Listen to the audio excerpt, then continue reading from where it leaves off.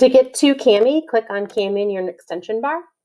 When that opens, the first thing we need to do is make sure we turn on question sets. So you're going to click on your initials in the upper right-hand corner and then click on settings.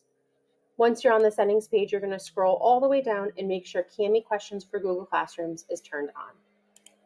The next thing we're going to do is we're going to upload a file that we can add some questions to. I have a PDF here of a grade 8 science question. You'll notice that it is a multiple choice question. Now you can do this in a completely blank document. You can put questions on anything that you can put in Kami. Over on the left-hand side where the toolbar is, you're going to click questions, and then you have your options of multiple choice, drop down, or short answer. I'm going to put a multiple choice in, and because I'm going to use this for test question or test practice, I'm going to just type in question 45. And then I'm just going to write in the questions as they are on the test. Some formatting isn't there, but hopefully that will come as this is in beta. I'm going to then choose my answer key. I like the compact view and click save. And you'll see that the question is right here now.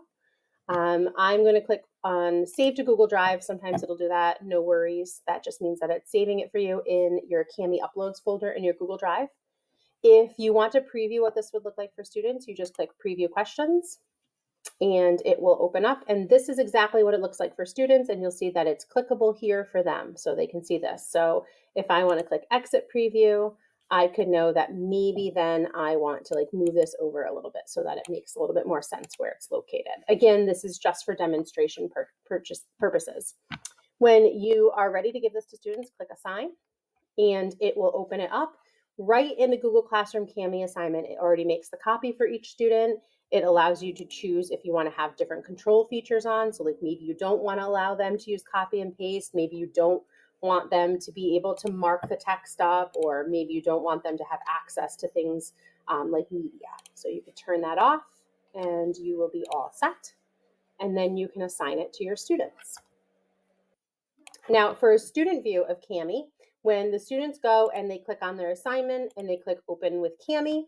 So this is a student view of Kami. You can see I used a state math exam here and I just put questions in here where students can go through and click. They also have the option of using all of the Kami tools over here so they can draw if they need to, they can make comments or text, and they can answer all their questions. When students are done, something to draw their attention to is the turn it in button over here. On the teacher view, here is that math assignment that I had made. When I click on it and go to view instructions, and then I click on student work, you'll see here my students are listed. I can see who turned it in and who's assigned, but what's more important is this Kami class view up here. Here's the Kami class view. You will notice right away that you can see your students' work. We can toggle it to make it a little bit smaller. Here are the 4 students I assigned it to. Right away, I can see in green are the questions they got correct, and red are the ones that are not correct. You have the option here to click on add media, and you can add pictures or images that they have for you.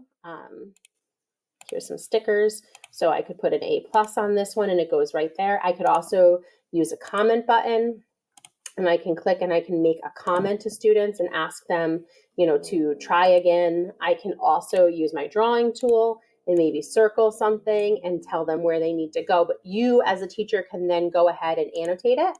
If I click on my select button again, you can return work to students and you can grade the work. And this is a great way to be able to see all of the students' work. Hopefully these new features will help you.